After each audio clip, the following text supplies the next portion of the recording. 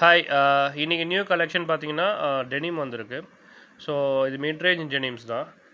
TNMX, John player, அப்புறம் லீ Cooper. ஆமாம், இந்த 3 பிராண்டு மேஜராக வரும் 100 பீசஸில். இப்போ 10 பீசஸ் மட்டும் வந்து பார்த்தீங்கன்னா பிரேக் பாயிண்ட்ஸ் வரும்.